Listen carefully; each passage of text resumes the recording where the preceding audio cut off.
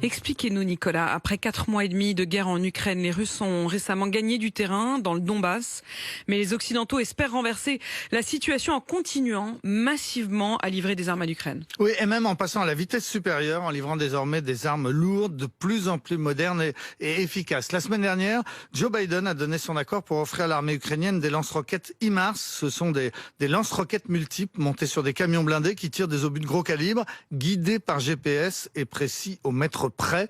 Leur portée est de 80 km. Les Américains les décrivent comme capables de créer un déluge de feu ou bien encore une pluie d'acier. Ces armes, elles viennent s'ajouter à un arsenal qui est quand même déjà considérable. Oui, les pays de l'OTAN ont livré depuis le début de la guerre et en réalité même avant le début de la guerre des armements qui ont totalement changé la donne. Sans ces livraisons, l'Ukraine aurait certainement déjà perdu la guerre. Les Ukrainiens ont reçu des milliers de missiles anti-tanks et anti-aériens. Ils ont reçu des tanks, par exemple 200 chars T-72 rien que de la part de la Pologne. Ils ont reçu des hélicoptères, des radars, des systèmes ultramodernes de défense aérienne. On leur a bien sûr envoyé les munitions qui vont avec, par exemple 200 000 obus de la part des Américains. Il faut aussi parler des drones, les drones kamikazes qui vont s'écraser sur un tank avec leur charge explosive. Et puis enfin, ce qui a été déterminant, ce sont les renseignements fournis par l'OTAN à l'armée ukrainienne, les radars, les satellites, les avions espions qui fournissent à chaque moment des informations cruciales sur les mouvements de l'armée russe. Et ce sont bien sûr les Américains qui livrent la plus grande partie de toutes ces armes. Oui, au point qu'on pourrait presque parler d'une guerre américaine sur le sol européen. Joe Biden, la semaine dernière, dans une tribune au New York Times, a rejeté l'idée que les États-Unis faisaient une guerre par procuration à la Russie.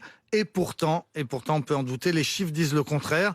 Les États-Unis ont déjà livré pour 4 milliards de dollars d'armement, mais ils ont surtout voté une nouvelle enveloppe de 40 milliards. C'est plus que tous les autres pays réunis. C'est presque 10 fois plus que tous les autres pays réunis. Joe Biden a réussi à convaincre le Congrès américain que les intérêts vitaux du pays étaient menacés et qu'il fallait payer pour faire reculer la Russie, quoi qu'il en coûte. Et qui sont les autres pays qui envoient des armes? Alors, en ce qui nous concerne, les livraisons françaises restent modestes, de l'ordre de 100 millions pour le moment, avec notamment 6 canons César, canons de longue portée, qui sont certes parmi les meilleurs du monde, mais il n'y en a que 6. Les Ukrainiens se sont plusieurs fois dit déçus par l'aide de la France. Mais les Ukrainiens sont surtout très en colère contre les Allemands, parce que Berlin a beaucoup promis, mais très peu livré. Les Allemands avaient annoncé 2 milliards d'aides militaires, et on en est loin. La semaine dernière, le chancelier Olaf Scholz a dû promettent d'accélérer bientôt les choses sous la pression de sa majorité. Les Anglais sont les deuxièmes fournisseurs derrière les États-Unis. Le Canada, l'Australie, les Pays-Bas, la Belgique, la Norvège. En tout, il y a une quinzaine de pays qui ont décidé d'aider l'Ukraine militairement. Mais ceux qui payent le plus comparé à leurs moyens, eh bien, ce sont les voisins de l'Ukraine et de la Russie, ceux qui ont le plus peur de Poutine. La Pologne d'abord, et puis les 3 pays baltes, les petites républiques d'Estonie et de Lettonie ont payé chacune 2 fois plus que la France.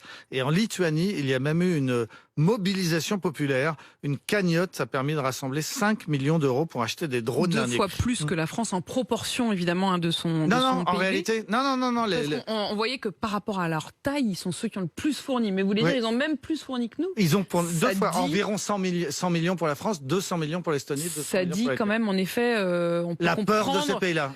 Leur peur et la déception vis-à-vis de nous.